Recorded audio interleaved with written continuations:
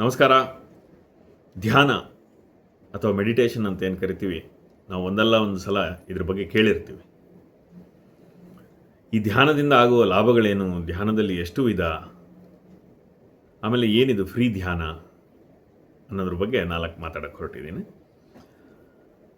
ಮೊದಲಿಗೆ ಈ ಧ್ಯಾನ ಅನ್ನೋದು ನಮ್ಮ ಪೂರ್ವಿಕರು ನಮಗೆ ಹೇಳಿಕೊಟ್ಟಂಥ ಬಹಳ ಸುಲಭವಾದ ವಿಜ್ಞಾನ.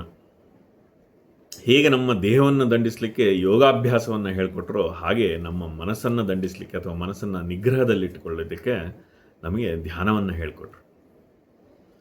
ಗಾದೆನೇ ಇದೆಯಲ್ಲ, ಹಿತ್ತಲ ಗಿಡ ಮದ್ದಲ್ಲ ಅಂತ.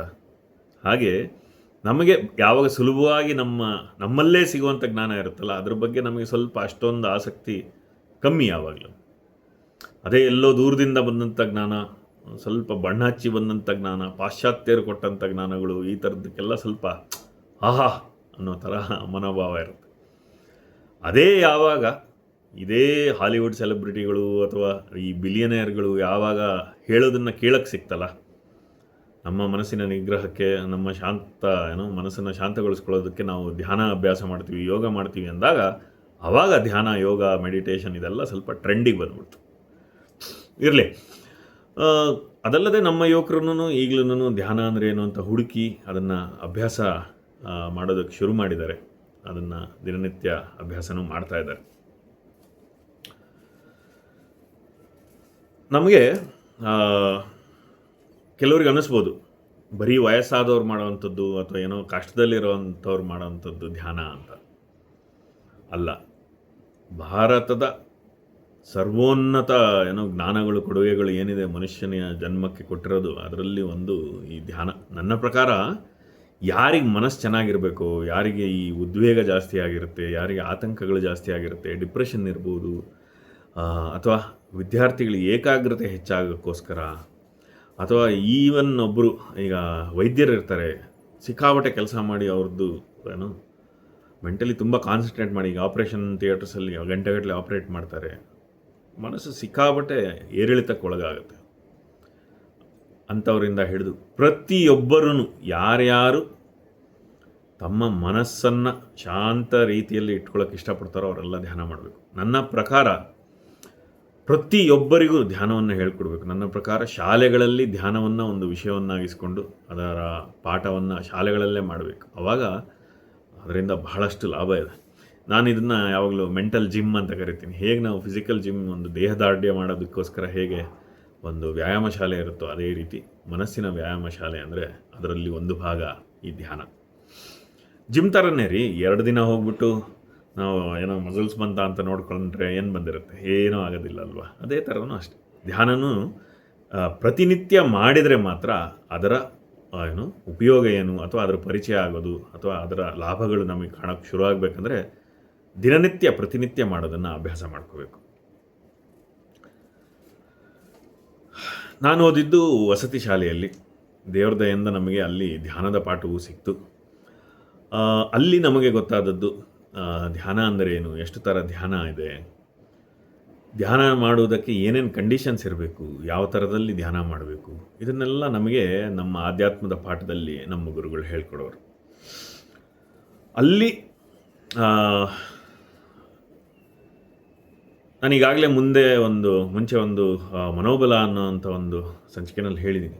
ಧ್ಯಾನ ಅನ್ನೋದು ನಮ್ಮ ಧ್ಯಾಸ, ಅಂದರೆ ನಮ್ಮ ಗಮನದಲ್ಲಿ ಏನೇನು ಬರುತ್ತೋ ಅದನ್ನು ನಾವು ಧ್ಯಾನ ಅಂತ ಕರಿತೀವಿ. ಈಗ ನಾವು ಹಳ್ಳಿಗಳ ಕಡೆ ಕೇಳ್ತಾ ಇರ್ತೀವಿ, ಎಲ್ಲಿದೆಯಪ್ಪ ನಿನ್ನ ಧ್ಯಾಸ ಅಂತ. ಅಂದರೆ ನಮ್ಮ ಗಮನ ಎಲ್ಲಿದೆ ಅಂತ. ಈಗ ನಾವೆಲ್ಲೋ ಇರ್ತೀವಿ, ನಾವೇನೋ ಯೋಚನೆ ಮಾಡ್ತಾ ಇರ್ತೀವಿ, ಅದು ನಮ್ಮ ಗಮನ ಎಲ್ಲೋ ಹೋಗ್ತಾರೆ. ನಮ್ಮ ಧ್ಯಾನದಲ್ಲಿ ಏನಿದೆ ಅನ್ನೋದು ಬಹಳ ಮುಖ್ಯ. ಧ್ಯಾನ ಅಂದರೆ ನಮ್ಮ ಧ್ಯಾನವನ್ನು, ನಮ್ಮ ಮನಸ್ಸನ್ನು, ನಮ್ಮ ಮನಸ್ಸಿನ ಓಟವನ್ನು ನಮ್ಮ ಇಚ್ಛೆಯ ತಕ್ಕ ಹಾಗೆ ಅದನ್ನು ಕೇಂದ್ರೀಕರಿಸುವಂಥ ಒಂದು ಕ್ರಿಯೆ ಏನಿದೆ, ಅದರ ಪ್ರಯತ್ನ ಏನಿದೆ, ಅದಕ್ಕೆ ನಾವು ಧ್ಯಾನ ಅಂತ ಕರಿತೀವಿ. ಬೇರೆ ಬೇರೆ ಗುರುಗಳು ಬೇರೆ ಬೇರೆ ರೀತಿಯಲ್ಲಿ ಹೇಳ್ಕೊಡುವಂಥ ಪ್ರಯತ್ನವನ್ನು ಮಾಡಿದ್ದಾರೆ. ನಮ್ಮ ದೇಶದಲ್ಲಿ ಬೇರೆ ಬೇರೆ ರೀತಿಯಲ್ಲಿ ಹೇಳ್ಕೊಡ್ತಾರೆ ಕೂಡ. ಕೆಲವರು ಇದೇ ಥರ ಮಾಡಬೇಕು ಅಂತಾರೆ, ಕೆಲವರು ಇದೇ ಥರ ಮಾಡಬೇಕು ಅಂತಾರೆ. ಆದರೆ ನಾನು ಸರಳವಾಗಿ ಒಬ್ಬ ಸಾಮಾನ್ಯ ಮನುಷ್ಯನಿಗೆ ಅರ್ಥ ಆಗೋ ರೀತಿಯಲ್ಲಿ ನಾನು ಅರ್ಥ ಮಾಡಿಕೊಂಡು ಇವತ್ತು ಹೇಳ್ಕೊಡುವಂಥ ಪ್ರಯತ್ನ ಮಾಡ್ತೀನಿ. ನಾನು ಯಾವ ಧ್ಯಾನ ಟೀಚರ್ ಅಲ್ಲ, ಅಥವಾ ಯಾವ ಧ್ಯಾನ ಮಾಡುವಂಥ ಪಂಡಿತ ಅಲ್ಲ, ನಾನು ಯಾವ ಗುರುಗಳಲ್ಲ. ಆದರೂ ನನ್ನ ಜೀವನದಲ್ಲಿ ನಾನು ಕಂಡುಕೊಂಡಂಥ ಲಾಭ ಇವತ್ತಿಗೂ ನನ್ನ ತಂದೆ ಧ್ಯಾನ ಮತ್ತು ಪ್ರಾಣಾಯಾಮ ಹೇಳ್ಕೊಡುವಂಥ ಟೀಚರು, ಅವರಿಂದನೂ ಕಲ್ತಿದ್ದೀನಿ, ನನ್ನ ಶಾಲೆಯಿಂದನೂ ಕಲ್ತಿದ್ದೀನಿ, ನಾನು ಅಭ್ಯಾಸ ಮಾಡ್ಕೊಂಡು ಬಂದಿದ್ದೀನಿ. ಹಾಗಾಗಿ ನನಗೆ ಆದ ಲಾಭಗಳನ್ನು ಸರಳ ಭಾಷೆಯಲ್ಲಿ ಹೇಳುವಂಥ ಪ್ರಯತ್ನ ಮಾಡ್ತೀನಿ. ಮೊದಲಿಗೆ ನಾನು ಯಾವಾಗಲೂ ಹೇಳುವಂಥ, ಈ ಮನಸ್ಸು ಅನ್ನೋದು ಮರ್ಕಟ ಇದ್ದಂತೆ. ಕೋತಿಗೆ ಹೋಲಿಸ್ತಾರೆ ಮನಸ್ಸನ್ನು. ನಾವು ಹೇಳ್ದಂಗೆ ಅದು ಯಾವತ್ತೂ ಕೇಳೋದಿಲ್ಲ. ಅದಕ್ಕೆ ಅದರದ್ದೇ ಆದ ಮನಸ್ಸಿರುತ್ತೆ, ಅದು ಅದರದ್ದೇ ಆದ ದಿಕ್ಕಿನಲ್ಲಿ ಓಡ್ತಾ ಇರುತ್ತೆ. ಅದಕ್ಕೆ ಇಷ್ಟ ಬಂದ ಹಾಗೆ ಆಗುತ್ತೆ. ನೀವು ಯಾವತ್ತಾದ್ರೂ ನಿಮ್ಮ ಮನಸ್ಸಿನ ಯೋಚನೆಗಳನ್ನು ನಿಗ್ರಹ ಮಾಡೋದಕ್ಕೆ ಪ್ರಯತ್ನ ಮಾಡಿ ನೋಡಿ, ಸಾಧ್ಯನೇ ಇಲ್ಲ. ಅದ್ರ ಪಾಡಿಗೆ ಅದು ಏನೇನೋ 108 ಯೋಚನೆ ಮಾಡ್ತಾ ಇರುತ್ತೆ. ಈಗ ಎಷ್ಟೋ ಸಲ ನಿಮ್ಮ ಕಣ್ಣೆದುರಿಗೆ ಕಾಣಿಸ್ತಾ ಇರುತ್ತೆ, ಒನ್ ವೇ ಬೋರ್ಡ್ ಇರುತ್ತೆ. ಎಷ್ಟೋ ಜನಕ್ಕೆ ಅವರು ವಿವೇಕ ಹೇಳ್ತಾ ಇರುತ್ತೆ, ಬೇಡ ಬೇಡ, ಒನ್ ವೇನಲ್ಲಿ ಹೋಗೋದು ಡೇಂಜರ್, ಅದು ಏನು ಇಲ್ಲೀಗಲ್, ಅದು ಕಾನೂನು ಬಾಹಿರ ಕೆಲಸ, ಅದು ಮಾಡಬಾರದು ಅಂತ. ಆದ್ರೂ ಮರ್ಕಟ ಮನಸ್ಸು ಹೇಳ್ತಾ ಇರುತ್ತೆ, ಪೊಲೀಸ್ ಕಾಣಿಸ್ತಾ ಇಲ್ಲ, ನುಗ್ಗು, ಶಾರ್ಟ್ ಕಟ್ ಇದು ಅಂತ. ಹೀಗೆ ಮನಸ್ಸು ಅನ್ನೋದು ಮರ್ಕಟ, ಅದರದ್ದೇ ಆದ ಯೋಚನೆ, ಅದರದ್ದೇ ಆದ ಕತೆ ಅದರದ್ದು. ಇದು ಒಂದು ಚಿಕ್ಕ ಉದಾಹರಣೆ. ಹೀಗೆ ನಾಗಾಲೋಟವಾಗಿ ಯಾವಾಗಲೂ ಸ್ವಚ್ಛಂದವಾಗಿ ಅದಕ್ಕೆ ಇಷ್ಟ ಬಂದಾಗ ಹರಿಯುವಂಥ ಮನಸ್ಸನ್ನು ನಮಗೆ ಬೇಕಾದ ಹಾಗೆ ಅದನ್ನು ನಿಗ್ರಹ ಮಾಡಿ ಒಂದೇ ಕಡೆ ಅದನ್ನು ಕೇಂದ್ರೀಕರಿಸೋಕ್ಕಾಗುತ್ತಾ ಅಂತ ನಾವು ಆ ಕೇಂದ್ರೀಕರಿಸೋಕ್ಕೆ ಏನು ಪ್ರಯತ್ನ ಮಾಡ್ತೀವಲ್ಲ, ಆ ಪ್ರಯತ್ನಕ್ಕೆ, ಆ ಒಂದು ಕ್ರಿಯೆಗೆ ಧ್ಯಾನ ಅಂತ ಕರಿತೀವಿ. ಧ್ಯಾನ ಅನ್ನೋದು ಒಂದು ಸ್ಥಿತಿ. ಆ್ಯಕ್ಚುಲಿ ಆ ಸ್ಥಿತಿಗೆ ನಾವು ತಲುಪಬೇಕು ಅಂತ ಮುಂದೆ ಹೇಳ್ತೀವಿ. ಬೇಕಾದಷ್ಟು ಬಗೆಗಳಿವೆ. ಮೊದಲನೇದಾಗಿ ಸರಳ ಧ್ಯಾನ, ಅಂದರೆ ಬೇಸಿಕ್ ಧ್ಯಾನ ಅನ್ನೋದು ಏನು, ಅದರ ಪರಿಕಲ್ಪನೆ ಏನು ಅನ್ನೋದ್ರ ಬಗ್ಗೆ ಒಂದು ವಿವರಣೆ ನೋಡೋಣ. ಮೊದಲಿಗೆ ಕಣ್ಣು ಮುಚ್ಚಿ ಕೂರುವಾಗ ನಮ್ಮ ಬೆನ್ನನ್ನು ಎಲ್ಲಿಗಾದರೂ ಒರಗಿಸಿಕೊಂಡು ಆರಾಮಾಗಿ ಕೂರಬೇಕು. ಅಂದರೆ ನೀವು ಕೂತಾಗ ನಿದ್ದೆ ಒಂದು ಹಾಗೆ ಬಿದ್ದೋಗೋ ಥರ ಆಗಬಾರ್ದು, ಅಥವಾ ತುಂಬ ತಿಂದು ಇನ್ನೇನು ತೇಗಿ ಮಲಗೋ ಸಮಯಕ್ಕೆ ಮಾಡಬಾರ್ದು. ನೀವು ಎಲ್ಲಿ ಆರಾಮಾಗಿ ಕೂರೋಕ್ಕಾಗತ್ತೆ ಆರಾಮಾಗಿ ಕೂತ್ಕೊಂಡು ಕಣ್ಣು ಮುಚ್ಕೋಬೇಕು. ಕಣ್ಣು ಮುಚ್ಚೋದು ಯಾಕೆಂದರೆ ಕಣ್ಣು ಬಿಟ್ಟರೆ ನೂರಾರು ಕಾಣಿಸುತ್ತಲ್ಲ ಪ್ರಪಂಚದಲ್ಲಿ. ಹಾಗಾಗಿ ಕಣ್ಣು ಮುಚ್ಚಿದರೆ ಸ್ವಲ್ಪ ಸುಲಭ ಅಂಥೇಳಿ ನಾವು ಕಣ್ಣು ಮುಚ್ಚಿಕೊಂಡು ನಮ್ಮ ಧ್ಯಾನನ ಒಂದು ಕಡೆ ಕೇಂದ್ರೀಕರಿಸುವ ಪ್ರಯತ್ನ ಮಾಡ್ತೀವಿ. ಹಾಗಾಗಿ ಕಣ್ಣು ಮುಚ್ಕೋಬೇಕು. ನಮ್ಮ ಸಂಪೂರ್ಣ ಗಮನ ನಮ್ಮ ಉಸಿರಾಟದ ಬಗ್ಗೆ ಹರಿಸೋಕ್ಕೆ ಶುರು ಮಾಡಬೇಕು. ಬರೀ ಉಸಿರಾಟದ ಬಗ್ಗೆ, ನಮ್ಮ ಉಸಿರು ಹೇಗೆ ಒಳಗೆ ತಗೋತಾ ಇದ್ದೀವಿ, ಆಮೇಲೆ ಉಸಿರು ಒಳಗೆ ಹೋಗಿ ಹೇಗೆ ನಮ್ಮ ಶ್ವಾಸಕೋಶವನ್ನು ತುಂಬ್ತಾ ಇದೆ, ಹಾಗೂ ಹೇಗೆ ನಮ್ಮ ಎದೆ ಉಬ್ಬುತ್ತಾ ಇದೆ, ಆಮೇಲೆ ಹೇಗೆ ಅದು ಆಚೆ ಬರ್ತಾ ಇದೆ ಉಸಿರು. ಬರೀ ಇಷ್ಟರ ಬಗ್ಗೆನೇ ನಮ್ಮ ಗಮನ ಇರೋ ಥರ ಯೋಚನೆ ಮಾಡಬೇಕು. ಮೊದಲಿಗೆ ಆಗೋದಿಲ್ಲ.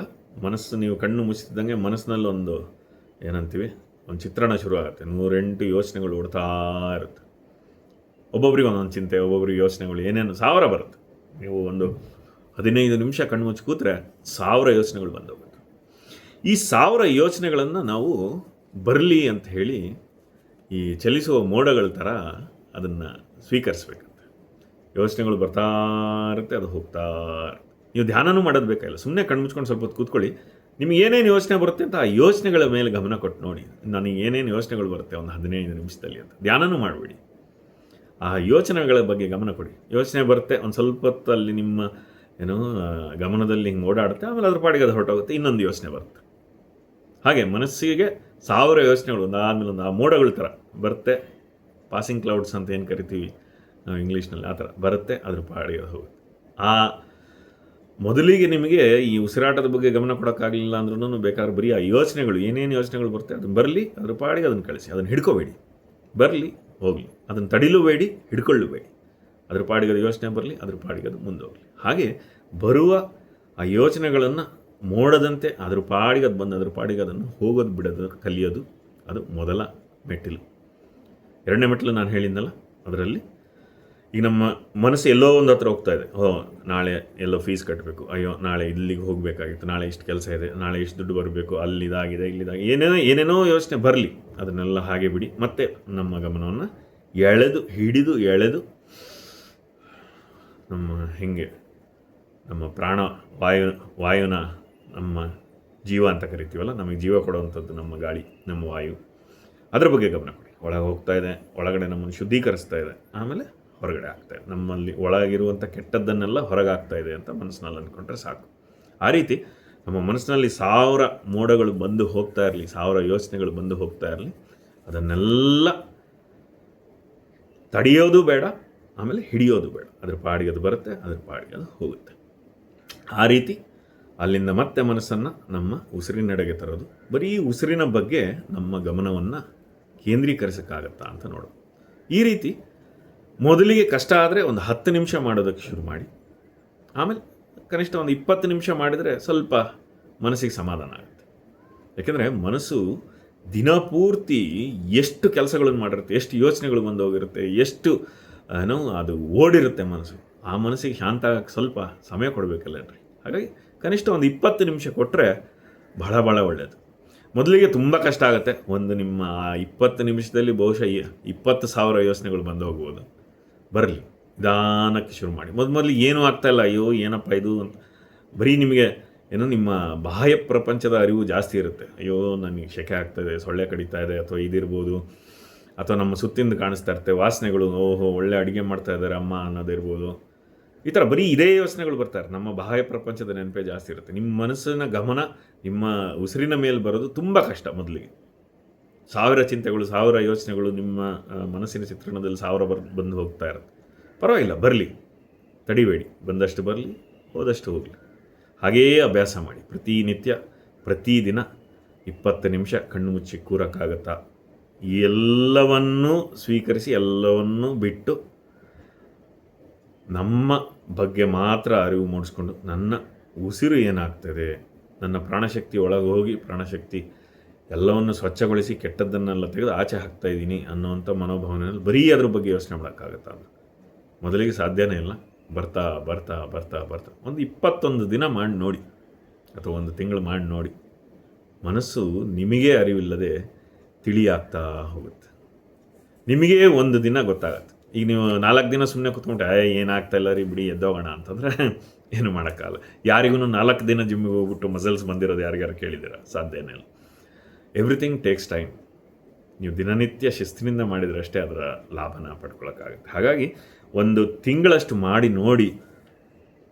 ನಿಮ್ಮ ಇಚ್ಛೆಯಂತೆ ಒಂದಲ್ಲ ಒಂದು ದಿನ ನಿಮ್ಮ ಸಂಪೂರ್ಣ ಧ್ಯಾನ, ನಿಮ್ಮ ಮನಸ್ಸು ನಿಮ್ಮ ಮಾತನ್ನು ಕೇಳುತ್ತೆ, ಮನಸ್ಸು ತಿಳಿಯಾಗುತ್ತೆ.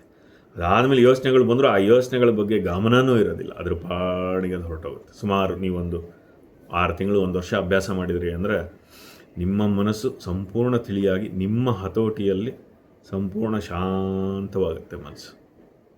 ಆ ಸ್ಥಿತಿಯನ್ನು ನೀವು ಯಾವಾಗ ತಲುಪ್ತಿರಲ್ಲ ಅದಕ್ಕೆ ಆ್ಯಕ್ಚುಲಿ ಧ್ಯಾನ ಅಂತ ಕರೀತಾರೆ.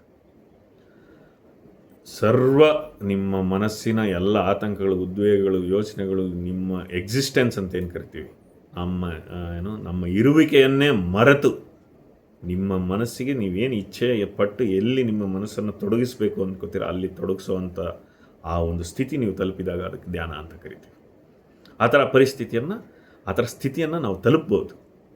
ಅದಕ್ಕೆ ಅಭ್ಯಾಸ ಬೇಕು. ಅದನ್ನು ನಾವು ಪ್ರತಿನಿತ್ಯ ಅಭ್ಯಾಸ ಮಾಡಿದರೆ ನಮ್ಮ ಇಚ್ಛೆಯಂತೆ ನಮ್ಮ ಧ್ಯಾನವನ್ನು ಕೇಂದ್ರೀಕರಿಸೋಕ್ಕೆ ಸಾಧ್ಯ ಇದೆ. ಅದು ನಮ್ಮ ಮೊದಲ ಹೆಜ್ಜೆ. ಅಂದರೆ ನಮ್ಮ ಬೇಸಿಕ್ ಧ್ಯಾನ ನಾವು ಮಾಡಬಹುದಾದಂಥ ಬಹಳ ಸರಳ ಧ್ಯಾನ ಅದು. ಇನ್ನು 2ನೇದಾಗಿ ಅದಕ್ಕಿಂತ ನೆಕ್ಸ್ಟ್ ಲೆವೆಲ್ಗೆ ಹೋದರೆ ಯಾವುದೇ ಒಂದು ವಸ್ತು ಅಥವಾ ವಿಷಯದ ಮೇಲೆ ಕೇಂದ್ರೀಕರಿಸೋದು. ಇದರಲ್ಲಿ ಬಹಳಷ್ಟು ರೀತಿ ಇದೆ. ಒಂದು ಸಣ್ಣ ಉದಾಹರಣೆ ಹೇಳಬಲ್ಲೆ. ಒಂದು ಜ್ಯೋತಿರ್ಧ್ಯಾನ ಅಂತ ಕರಿತೀವಿ. ಅಂದರೆ ನಮ್ಮ ಕಣ್ಣೆದುರಿಗೆ ಈಗ ಒಂದು ಕತ್ತಲ ಕೋಣೆಯಲ್ಲಿ ಕೂರೋದು, ಒಂದು ಸಣ್ಣ ದೀಪ ಹಚ್ಚಿಡೋದು. ಆ ದೀಪವನ್ನೇ ನೋಡ್ತಾ ಕೂತ್ಕೊಂಡು ಅದ್ರ ಬಗ್ಗೆನೇ ಗಮನ ವಹಿಸಿ, ನಮಗೆ ಬೇರೆ ಏನು ಕಾಣಬಾರ್ದು, ಇಡೀ ಕತ್ತಲ ಕೋಣೆ ಇರಬೇಕು, ಬರೀ ಒಂದು ದೀಪ ಉರಿತಾ ಇರಬೇಕು. ಹಣತೆ ದೀಪ ಅಂದರೆ ಹಣತೆ, LED ಲ್ಯಾಂಪ್ ಹಚ್ಕೋಬೋದು, ಬಟ್ ಹಣತೆ ಇದ್ದರೆ ಒಳ್ಳೆಯದು. ಅದೇ ಚಿಕ್ಕದಾಗಿ ಅಲ್ಲಾಡ್ತಾ ಇರುತ್ತಲ್ಲ, ಆ ಹಣತೆಯನ್ನೇ ನೋಡ್ತಾ ಅದನ್ನೇ ಕಣ್ಮುಚ್ಚಿ ನಮ್ಮ ಕಣ್ಣು ಪೂರ್ತಿ, ನಮ್ಮ ಗಮನದ ಪೂರ್ತಿ ಬರೀ ಆ ಒಂದು ಹಣತೆ ಮಾತ್ರ ಕಾಣುತ್ತಾ ಅದ್ರ ಮೇಲೆ ಮಾತ್ರ ನಾವು ಏಕಾಗ್ರತೆಯಿಂದ ನಮ್ಮ ಮನಸ್ಸನ್ನು ಕೇಂದ್ರೀಕರಿಸೋಕ್ಕಾಗತ್ತಾ ಅಂತ ಪ್ರಯತ್ನ ಪಡೋದು. ಅಲ್ಲೂ ಇದೇ ಅಂಶಗಳು, ಇದೇ ಕಾನ್ಸೆಪ್ಟ್ ಅಲ್ಲೂ ಅಪ್ಲೈ ಆಗುತ್ತೆ. ಯೋಚನೆಗಳು ಬರುತ್ತೆ ಹೋಗುತ್ತೆ, ಆದರೆ ನಮ್ಮ ಮನಸ್ಸಿನೆದುರಿಗೆ ಮತ್ತೆ ಅದೇ ಜ್ಯೋತಿ ಬಗ್ಗೆನೇ ನಮ್ಮ ಗಮನ ಕೇಂದ್ರೀಕರಿಸಬೇಕು. ಆ ಜ್ಯೋತಿಯೇ ನಮ್ಮ ಇಡೀ ನಮ್ಮ ಒಳಗಿನ ಕಣ್ಣು, ಹೊರಗಿನ ಕಣ್ಣು, ನಮ್ಮ ಅಸ್ತಿತ್ವ, ನಮ್ಮ ಸುತ್ತಲೂ ಇರುವಂಥ ನಮಗಿರುವಂಥ ಸೆನ್ಸಸ್ ಎಲ್ಲದನ್ನೂ ಗಮನನು ಆ ಜ್ಯೋತಿ ಬಗ್ಗೆನೇ ನಮಗೆ ಕೇಂದ್ರೀಕೃತ ಆಗಿ ಅಲ್ಲೇ ಉಳಿತು ಅಂದರೆ ಆ ಸ್ಥಿತಿಗೆ ಧ್ಯಾನ ಅಂತ ಕರಿತೀವಿ. ಹಾಗೆ ಜ್ಯೋತಿರ್ಧ್ಯಾನ ಇದೆ. ಅದಾದ ಮೇಲೆ ಭಗವಂತನ ಧ್ಯಾನ. ಆ ಜ್ಯೋತಿಯನ್ನು ರೀಪ್ಲೇಸ್ ಮಾಡಿ ನಮ್ಮ ಇಚ್ಛಾ ದೇವರು ಅಥವಾ ನಮ್ಮ ಇಚ್ಛಾ ವಿಷಯ ಏನಿದೆ ಆ ವಿಷಯನ ಇಟ್ಕೊಂಡು ಧ್ಯಾನ ಮಾಡ್ಬೋದು. ಅದಕ್ಕೆ ದೇವರ ಧ್ಯಾನ ಅಂತ ಕರಿತೀವಿ. ಜಗತ್ತನ್ನೇ ಮರೆತು ಈಗ ನನ್ನ ಮನಸ್ಸಿನ ಇಚ್ಛೆಯ ದೇವರು ಕೃಷ್ಣ ಅಂತ ಇಟ್ಕೊಳ್ಳಿ. ನನ್ನ ಮನಸ್ಸಿನ ಮುಂದೆ ಬರೀ ಕೃಷ್ಣನ ಲೀಲೆಗಳಿರ್ಬೋದು ಅಥವಾ ಬರೀ ಕೃಷ್ಣ ಇರ್ಬೋದು, ಕೃಷ್ಣ ಕೂತಿರೋರ್ಬೋದು, ಬರೀ ಇದೇ ನನ್ನ ಮನಸ್ಸಿನ ತುಂಬ ಕೃಷ್ಣ ಕೃಷ್ಣ ಕೃಷ್ಣ ಅದೇ ಇತ್ತಂದರೆ ಅದನ್ನೇ ನಾನು ನೋಡ್ತಾ ಇದ್ದು, ಅದ್ರ ಬಗ್ಗೆನೇ ಗಮನ ಇದ್ದು, ಬೇರೆ ಎಲ್ಲವನ್ನು ನಾನೊಂದು 20 ನಿಮಿಷ ಮರೆಯಬಲ್ಲೆ ಅಂದರೆ ಅದು ದೇವರ ಧ್ಯಾನ. ನನ್ನ ಸರ್ವಸ್ವವು ಆ ಸಮಯದಲ್ಲಿ ಕೃಷ್ಣ ಕೃಷ್ಣ ಅಂತ ಇರಬೇಕು. ನನ್ನ ಪದಗಳು, ನನ್ನ ಯೋಚನೆಗಳು, ನನ್ನ ಒಳದೃಷ್ಟಿ ಪ್ರತಿಯೊಂದರಲ್ಲೂ ಕೃಷ್ಣನೇ ಇರಬೇಕು. ಅದಕ್ಕೆ ನಿಮ್ಮ ದೇವರ ಧ್ಯಾನ ಅಂತ ಹೇಳ್ಬೋದು ಸರಳ ಭಾಷೆಯಲ್ಲಿ. ಮೂರನೇದು, ಇದು ಉದಾಹರಣೆ ಅಷ್ಟೇ, ಇದರಲ್ಲಿ ನೂರಾರು ರೀತಿ ಧ್ಯಾನಗಳಿವೆ. ನಾನಿವತ್ತು 3 ಉದಾಹರಣೆ ಹೇಳ್ತೇನೆ. ಮೊದಲನೇದು ಸರಳ ಧ್ಯಾನ ಹೇಳಿದೆ, ಎರಡನೇದು ವಸ್ತು ಅಥವಾ ಒಂದು ವಿಷಯದ ಧ್ಯಾನ, ಅದರ ಮೇಲೆ ಕೇಂದ್ರೀಕರಿಸೋದು. ಮೂರನೇದು ಬಂದ್ಬಿಟ್ಟು ದ ಹೈಯೆಸ್ಟ್ ಲೆವೆಲ್, ಎಲ್ಲದಕ್ಕಿಂತ ಉಚ್ಚವಾದ ಧ್ಯಾನ ಅಂದರೆ ಸಮಾಧಿ ಸ್ಥಿತಿ ಅಂತ ಕರಿತೀವಿ. ಇದನ್ನೇ ನಮ್ಮ ಯೋಗಿಗಳು, ನಮ್ಮ ಪೂರ್ವಿಕರು, ನಮ್ಮ ಋಷಿಮುನಿಗಳು ತಲುಪ್ತಾ ಇದ್ದಂಥ ಧ್ಯಾನದ ಒಂದು ಸ್ಥಿತಿ ಸಮಾಧಿ. ಸಮಾಧಿ ಅಂದರೆ ಏನು? ನಿರ್ಲಿಪ್ತತೆ. ಅಂದರೆ ಎಲ್ಲವನ್ನೂ ಬಿಟ್ಟುಬಿಟ್ಟಿರ್ತಾರೆ. ಅವ್ರ ಮನಸ್ಸಿನಲ್ಲಿ ಏನೂ ಇರಲ್ಲ. ಶೂನ್ಯ ಅಂತ ಕರಿತೀವಲ್ಲ, ಅನಂತತೆ. ಯಾವ ವಸ್ತು ವಿಷಯ ಏನೂ ಇಲ್ಲ. ಅಂದರೆ ನಮ್ಮ ಎಷ್ಟೋ ಮನಸ್ಸುಗಳಿಗೆ ಅದನ್ನು ಯೋಚನೆ ಮಾಡೋದು ನಮ್ಮ ಮನಸ್ಸಿಗೆ ಅಷ್ಟು ಶಕ್ತಿ ಇರೋದಿಲ್ಲ. ನಾನು ಸಣ್ಣ ಉದಾಹರಣೆ ಯಾವಾಗಲೂ ಹೇಳ್ತಾ ಇರ್ತೀನಿ. ಯಾವತ್ತಾದರೂ ಒಂದಿನ, ಈಗ ನಮ್ಮ ಪ್ರಪಂಚ ಅನಂತ ಅಂತ ನಮಗೆಲ್ಲ ಗೊತ್ತಿದೆ, ಇಟ್ಸ್ ಇನ್ಫಿನಿಟಿ ಅಂತ. ಈ ಇನ್ಫಿನಿಟಿ ಅನ್ನೋ ಕಾನ್ಸೆಪ್ಟ್, ಅನಂತತೆ ಅನ್ನೋದು ಏನಿದೆ, ಅದನ್ನು ನಮ್ಮ ಮನಸ್ಸಿಗೆ ಊಹೆ ಮಾಡ್ಕೊಳ್ಳೋ ಶಕ್ತಿ ಸಹಿತ ಇರೋದಿಲ್ಲ. ಒಮ್ಮೆ ಪ್ರಯತ್ನ ಮಾಡಿ ನೋಡಿ, ಅನಂತತೆ ಅಂದರೆ ಏನು ಅಂತ ಊಹೆ ಮಾಡ್ಕೊಳ್ಳೋಕ್ಕೆ ಪ್ರಯತ್ನ ಮಾಡಿ ನೋಡಿ. ಸಾಧ್ಯನೇ ಇಲ್ಲ. ನಮ್ಮ ಮನಸ್ಸಿಗೆ ಎಲ್ಲೋ ಒಂದು ಹತ್ರ ಎಂಡಿದೆ, ಈ ಪ್ರಪಂಚಕ್ಕೆ ಏನೋ ಎಡ್ಜ್ ಇದೆ ಅಥವಾ ಏನೋ ಒಂದು ಶೇಪ್ಸಿಗೆ ನಾವು ಅಭ್ಯಾಸ ಆಗಿಬಿಟ್ಟಿರುತ್ತೆ ನಮಗೆ. ಅದಿಲ್ಲ, ಸ್ಕ್ವೇರ್ ಇರಬೇಕು, ಸರ್ಕಲ್ ಇರಬೇಕು, ಒಂದು ಗ್ಲೋಬ್ ಥರ ಇರಬೇಕು. ಎಂಡ್ಲೆಸ್ ಅನ್ನೋವಂಥ ಒಂದು ಕಾನ್ಸೆಪ್ಟನ್ನ ನಮ್ಮ ಮನಸ್ಸು ಅರ್ಥ ಮಾಡ್ಕೊಳ್ಳೋದೇ ಕಷ್ಟ.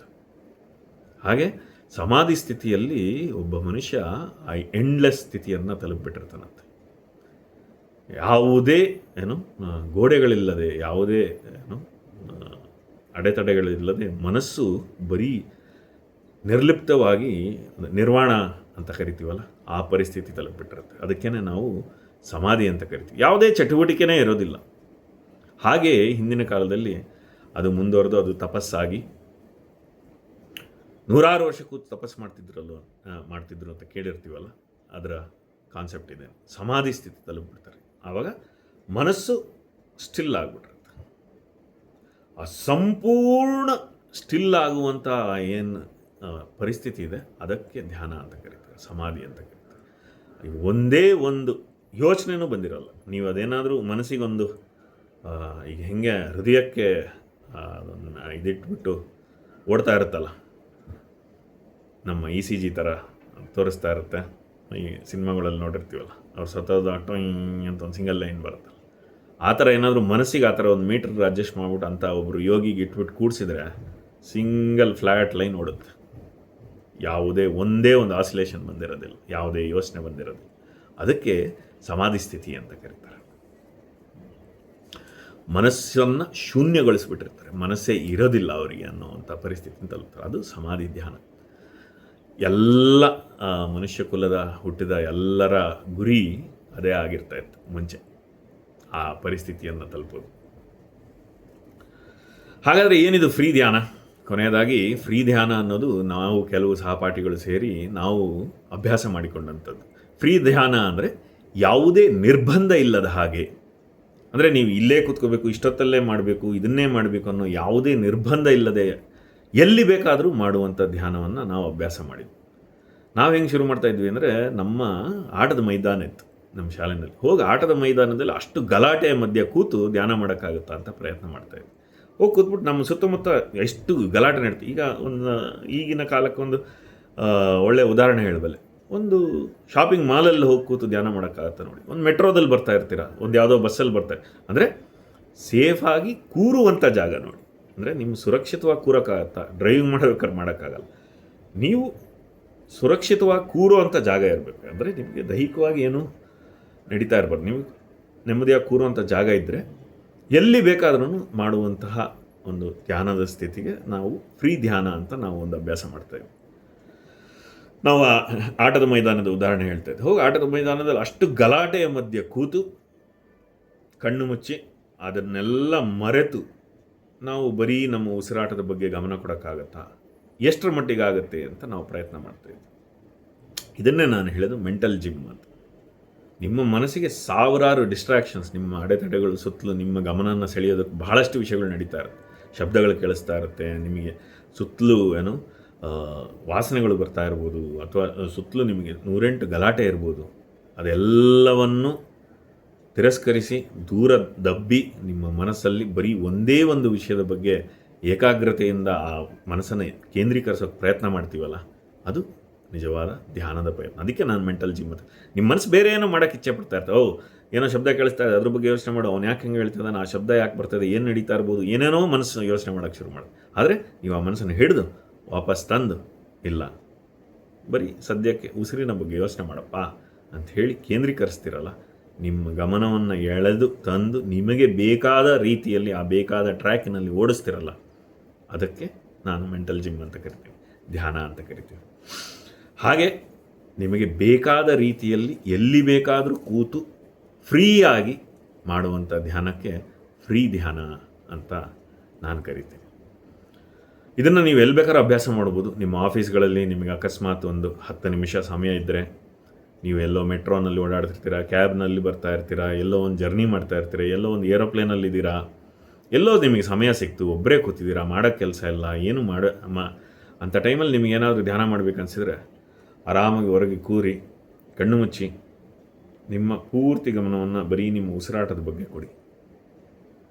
ಎಷ್ಟೇ ನಿಮಗೆ ಗಲಾಟೆ ಜಾಸ್ತಿ ಇದ್ದತ್ರ ನೀವು ಮಾಡಿದಷ್ಟು ನಿಮ್ಮ ಮನಸ್ಸು ಇನ್ನೂ ಬೇಗ ಅಭ್ಯಾಸ ಮಾಡೋಕ್ಕೆ ಶುರು ಮಾಡುತ್ತೆ, ಇನ್ನು ಬೇಗ ನೀವು ಧ್ಯಾನದ ಒಂದು ಪರಿಚಯ ನಿಮಗಾಗುತ್ತೆ. ಇದು ನಾನು ಕಲಿತಂಥ ಧ್ಯಾನದ ಬಗ್ಗೆ ನನಗೆ ಇರುವಂಥ ಅರಿವು. ಕೆಲವರು ಈಗಲೂ ಬಹಳಷ್ಟು ಗುರುಗಳು ಬಹಳಷ್ಟು ರೀತಿಯಲ್ಲಿ ಧ್ಯಾನವನ್ನು ಹೇಳ್ಕೊಡ್ತಾರೆ. ಎಲ್ಲ ರೀತಿಯ ಧ್ಯಾನಗಳು ಒಳ್ಳೆಯದೇ, ಎಲ್ಲ ರೀತಿಯ ಧ್ಯಾನವನ್ನು ಕಲಿತ್ಕೊಳ್ಳಿ. ನಿಮಗೆ ಯಾವ ಧ್ಯಾನಕ್ಕೆ ನಿಮ್ಮ ಅಕ್ಸೆಸ್ ಇದೆ ಅಂತ ಅನಿಸುತ್ತೆ, ನಿಮಗೆ ಯಾವ ಧ್ಯಾನ ನೀವು ಪಡ್ಕೋಬೋದು, ಆ ಜ್ಞಾನವನ್ನು ಪಡ್ಕೊಳ್ಳಿ. Any type of meditation is good meditation ಅಂತ ನಾನು ಯಾವಾಗಲೂ ಹೇಳ್ತಾ ಇರ್ತೀನಿ. ಹಾಗಾಗಿ ಯಾವುದೇ ರೀತಿ ಧ್ಯಾನ ನಿಮಗೆ ಕಲೀಲಿಕ್ಕೆ ಸಿಕ್ಕಿರೋ ಕಲ್ತ್ಕೊಳ್ಳಿ, ಅಥವಾ ಇವತ್ತು ನಾನು ಹೇಳಿದಂಥ ಸರಳ ಧ್ಯಾನವನ್ನು ಇವತ್ತಿಂದನೇ ಮಾಡೋಕ್ಕೆ ಶುರು ಮಾಡಿ. ಯಾವುದೇ ಕಂಡೀಷನ್ಸ್ ಇಟ್ಕೋಬೇಡಿ, ಸಿಂಪಲ್ಲಾಗಿ ಅಭ್ಯಾಸ ಮಾಡೋಕ್ಕೆ ಶುರು ಮಾಡಿ. ಎಲ್ಲಿರ್ತೀರೋ ಅಲ್ಲಿಂದನೇ ಧ್ಯಾನ ಶುರು ಮಾಡಿ. 1 ತಿಂಗಳು ಮಾಡಿ, ಅದು ಮಾತ್ರ ನನ್ನ ಒಂದು ಮನವಿ. 1 ತಿಂಗಳು ಬಿಡದೆ ದಿನನಿತ್ಯ ಮಾಡಿ. ಒಂದು 20 ನಿಮಿಷ ನಿಮ್ಮ ಮನಸ್ಸಿನ ಒಳಿತಿಗೋಸ್ಕರ ಕೊಡಿ. 1 ತಿಂಗಳು ಮಾಡಿದ ಮೇಲೆ ನಿಮಗೆ ಲಾಭ ಖಂಡಿತ ಕಂಡೇ ಕಾಣುತ್ತೆ. ಉಪಯುಕ್ತ ಆಯ್ತಾ ಅಂತ ಆಮೇಲೆ ಬಂದುಬಿಟ್ಟು ನನ್ನ ಹತ್ರ ಹಂಚ್ಕೊಳ್ಳಿ, ಸಾಧ್ಯ ಆದರೆ ಕೇಳಿ, ಆವಾಗ ನನಗೂ ಖುಷಿ ಆಗುತ್ತೆ. ಒಟ್ಟಿನಲ್ಲಿ ಯಾವಾಗಲೂ ನೆನಪಿಟ್ಕೊಳ್ಳಿ, ನಿಮ್ಮ ಮನದ ಆರೋಗ್ಯ ನಿಮ್ಮ ಅಂಗೈಯಲ್ಲೇ ಇರುತ್ತೆ. ನಮ್ಮ ಪೂರ್ವಿಕರು ಕೊಟ್ಟೋದಂಥ ಈ ಉತ್ಕೃಷ್ಟವಾದ ವಿಜ್ಞಾನವನ್ನು ಬಳಸೋಣ. ನಮ್ಮ ದಿನನಿತ್ಯ ಜೀವನದಲ್ಲಿ ನಾವು ಇದನ್ನು ಅಳವಡಿಸಿಕೊಳ್ಳೋಣ. ನೆಮ್ಮದಿಯ ಜೀವನ ಕಾಣೋಣ. ಶುಭವಾಗಲಿ.